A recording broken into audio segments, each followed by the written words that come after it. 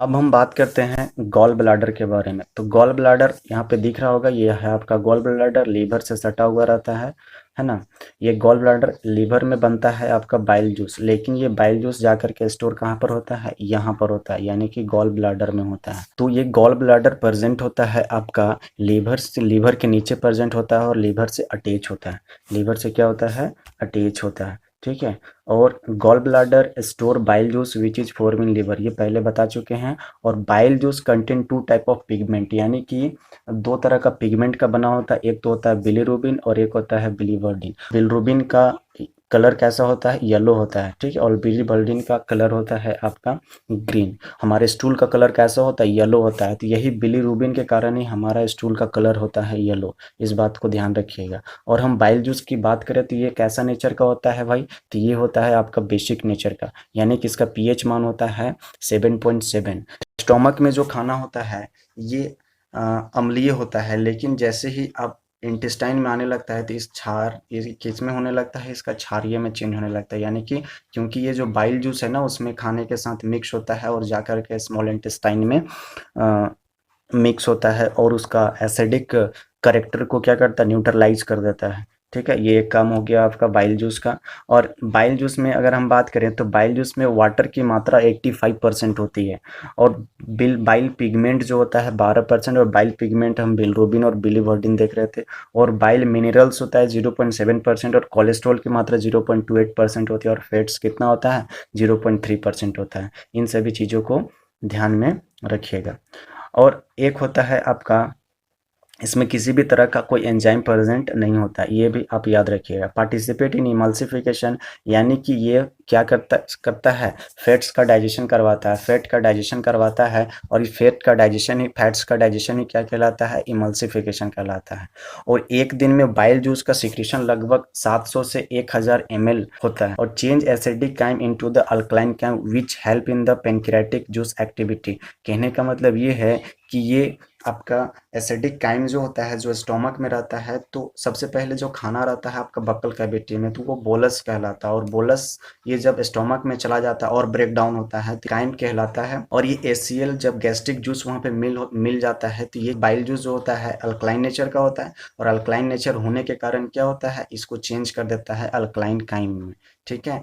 Gall bladder vitamin के और fats का एब्जॉर्प्शन में भी हेल्प करता है, ठीक है। अब एक इसी से रिलेटेड एक जॉन्डिस होता है। जॉन्डिस बीमारी क्या होता है कि जब लीवर में ज़्यादा जब आपका बाइल जूस का सिक्रीशन होने लगता है, जिसके कारण क्या होता है ना कि पूरा शरीर येलो कलर का हो जाता है। क्योंकि हम अभी देखे थे कि बाइल जूस में दो तरह के पिगमेंट प्रेजेंट होता है, एक होता है बिलीरुबिन और एक होता है बिलीवर्डिन। बिलीरुबिन का कलर कैसा होता है, येलो होता है। तो जॉन्डिस में पेशेंट का कलर कैसा हो जाता है भाई, ये भी येलो हो जाता है। तो इसी के कारण होता है।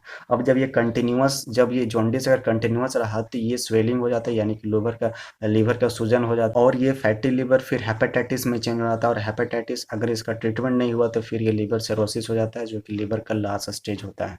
इतना समझ में आ गया होगा। अगर हम बात करें रेट एंड हॉर्स में, तो ये रेट और हॉर्स में गॉल ब्लैडर नहीं प्रेजेंट होता है। और गॉल ब्लैडर स्टोन की अगर हम बात करें तो सबसे पहले जो आपका क्वेश्चन आता है एग्जाम में कि स्टोन जो होता है किस चीज़ का बना हुआ रहता है, तो जो किडनी स्टोन या फिर गॉल ब्लैडर स्टोन होता है किस चीज़ का बना हुआ रहता है, तो ये कैल्शियम ऑक्जेलेट का बना हुआ रहता है। ये आप ध्यान रखिए, कैल्शियम ऑक्जेलेट, जो कि आपको यहाँ पर लिखा गया है, ठीक है। कैल्शियम ऑक्जेलेट का बना हुआ रहता है। ये धीरे धीरे जाकर के डिपोजिशन होता है, इसके बाद इसका साइज बढ़ जाता है, जिसके कारण ये स्टोन में चेंज होता है। जैसे हम लोग बोलते हैं गॉल ब्लैडर स्टोन। अब हम आगे पढ़ाई करते हैं और पेनक्रियाज के बारे में पढ़ते हैं। तो पेनक्रियाज आपको दिख रहा होगा फोटो में अच्छी तरीके से, ये है आपका लीवर, ये है आपका गॉल ब्लैडर और ये है आपका पेनक्रियाज। ये पूरा पार्ट आपका पेनक्रियाज है, जो कि ये डिओड्रम वाला पार्ट होता है स्मॉल इंटेस्टाइन का, यू शेप का, इसमें जाकर के ये अटैच होता है। और ये इसमें दोनों तरह के, यानी कि एक तो इंडोक्राइन सिस्टम भी है और एक एक्सोक्राइन सिस्टम भी, यानी कि अंतःस्रावी तंत्र भी और बाह्यस्रावी तंत्र भी है। ये लीप जैसा दिखाई पड़ता है और इसका वेट लगभग 60 ग्राम होता है। और लेंथ 12 से 15 सेंटीमीटर होता है और चौड़ाई लगभग 2.5 सेंटीमीटर होता है। Pancreas contain both endocrine as well as the exocrine gland. तो इंडोक्राइन ग्लैंड और एक्सोक्राइन ग्लैंड दोनों प्रेजेंट होते हैं। इंडोक्राइन और एक्सोक्राइन का मतलब ये है कि इंडोक्राइन में जो भी ग्लैंड्स आते हैं उस डक्ट्स प्रेजेंट होता है। और इसमें डक्ट्स मतलब नलिकाएं प्रेजेंट होती है है, लेकिन एक्सोक्राइन ग्लैंड में क्या होता है, किसी भी तरह का कोई डक्ट नहीं होता है। इसमें से एंडोक्राइन से एक एंजाइम्स प्रोड्यूस होता है जिससे हम लोग बोलते हैं ट्रिप्सिन, फैट्स और प्रोटीन का डाइजेशन करवाता है ट्रिप्सिन। ठीक है, उसी प्रकार अगर हम एक्सोक्राइन ग्लैंड की बात करें, अलग अलग सेल का बना हुआ होता है और ये अलग अलग हार्मोन से भी सिक्रेट करते हैं।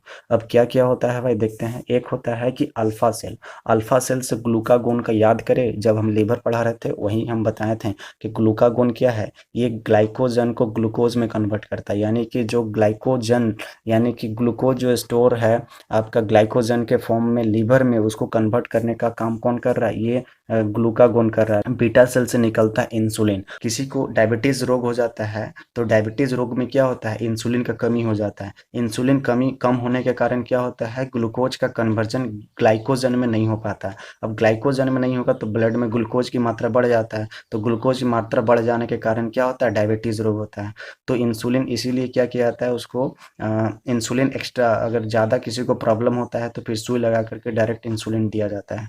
एक तीसरा सेल जो होता है जिसको हम लोग बोलते हैं गामा सेल। ये क्या करता है कि सोमैटोस्टैटिन सेक्रेट करता है, ग्लूकागोन और इंसुलिन को सीक्रेट होने से रोकता है। तो हम बात करते हैं गैस्ट्रिक ग्लैंड्स के बारे में। तो गैस्ट्रिक ग्लैंड्स की अगर हम बात करें तो ये स्टोमक है। स्टोमक में प्रेजेंट होता है कॉलमनर एपिथेलियल, ये जो साइड है ना, वाल है, यहीं पे प्रेजेंट होता है, छोटी छोटी होती है गैस्ट्रिक ग्लैंड्स। और यहीं से निकलता है गैस्ट्रिक जूस, जो क्या करता है, आपका खाना को पचाने में मदद करता है। ठीक है, और गैस्ट्रिक ग्लैंड से निकलता है गैस्ट्रिक जूस। और हम बात करते हैं, ये अमाशय का 3 पार्ट होता है। एक तो होता है फंडस वाला पार्ट, एक होता है पाइलोरिक ग्लैंड्स होता है, और एक आपका क्या होता है, ये कॉर्पस वाला पार्ट होता है। तो कॉर्पस वाले पार्ट और ये सारे में क्या होते हैं, 4 से 5 घंटे तक लगभग फूड होता है, और यहाँ पे लगभग 50% प्रोटीन और फैट्स का पाचन हो जाता है। Columnar epithelial present in the stomach which form the gastric gland, यानी कि गैस्ट्रिक ग्लैंड में प्रेजेंट होता है कॉलमनर एपिथेलियम। गैस्ट्रिक ग्लैंड्स में 3 तरह का सेल प्रेजेंट होता है। एक तो होता है म्यूकस सेल, और इसी से क्या होता है, म्यूकस सीक्रेट होता है। और म्यूकस क्या करता है, स्लिपी बनाने का काम करता है ताकि खाना अच्छे से जाए, यानी कि प्रोटेक्ट। और ये म्यूकस का एक और काम है कि ये स्टोमक का वाल को प्रोटेक्ट करता है। किससे प्रोटेक्ट करता है, तो स्टोमक का वाल को, और फिर गैस्ट्रिक ग्लैंड्स को प्रोटेक्ट करता है। किससे प्रोटेक्ट करता है, एचसीएल और पेप्सिन एंजाइम से प्रोटेक्ट करता है ताकि किसी तरह का नुकसान ना पहुंचे। और एक होता है पेरिटल पार्ट, जिसको हम लोग बोलते हैं ऑक्जेंटिक सेल, और इससे निकलता है एचसीएल, हाइड्रोक्लोरिक एसिड। अब हम बात करते हैं कि गैस्ट्रिक ग्लैंड्स में, गैस्ट्रिक जूस में क्या क्या प्रेजेंट होता है। तो गैस्ट्रिक जूस में पहला अगर हम बात करें तो एचसीएल प्रेजेंट होता है। तो ये क्या करता है कि फूड का डाइजेशन करता है, ब्रेक डाउन करता है। पीएच वैल्यू इसका कितना होता है, पीएच वैल्यू हाईली एसिडिक होता है, और 1 से लेकर के 2.5 तक होता है। 1.5 टू 2.5 होते हैं, पे 5 छूटा हुआ है। ठीक है, और ये जितने भी हार्मफुल बैक्टीरियाज होता है उसको मारने का काम करता है, और एसिडिक इन्वायरमेंट बनाता है ताकि प्रॉपर डाइजेशन हो पाए। और ये एंजाइम्स की अगर हम बात करें तो ये है आपका गैस्ट्रिक एमाइलेज, जो क्या करता है, स्मॉल यानी कि छोटा, यानी कि स्मॉल अमाउंट में शुगर का, अल्कोहल का, ड्रग्स का और वाटर का क्या करता है, डाइजेस्ट करवाता है। ठीक है, और गैस्ट्रिक लाइपेज है। उसके बाद पेप्सिनोजन निकलता है और प्रोरेनिन निकलता है। ये पेप्सिनोजन जब एसीएल के साथ रिएक्शन करता है तो ये पेप्सिन में चेंज हो जाता है। और ये पेप्सिन क्या करता है, पेप्सिन प्रोटीन को पेप्टोन में चेंज कर देता है। और प्रोरेनिन क्या करता है, प्रोरेनिन एचसीएल से जब रिएक्शन करता है तो ये रेनिन में कन्वर्ट होता है। और रेनिन फिर रेनिन जब एचसीएल से रिएक्ट करता है तो फिर ये केसिन में चेंज होता है। और केसिन क्या होता है, एक तरह का मिल्क प्रोटीन होता है। और हम अक्सर देखते हैं कि बच्चों में क्या होता है, दूध की उल्टियाँ कर देती है। तो ये जो केसिन होता है, कि केसिन से उसके शरीर में अच्छे से पच नहीं पाता है, इसलिए वो दूध की उल्टियाँ कर देती है। और फिर एडल्ट में ऐसा नहीं होता है, तो केसिन में जब एचसीएल फिर रिएक्ट होता है तो फिर ये चेंज हो जाता है कैल्शियम पैराकैसिनेट में, जो कि हमारे शरीर में क्या होता है, इसके द्वारा एब्जॉर्ब हो जाता है। और एक तरह का कास्टल इंट्रिंसिक फैक्टर्स क्या करता है, सीक्रेट होता है यहाँ से, जो कि विटामिन B12 का डाइजेशन में हेल्प करता है। और ये कहाँ पे डाइजेशन होता है, स्मॉल इंटेस्टाइन में डाइजेशन होता है।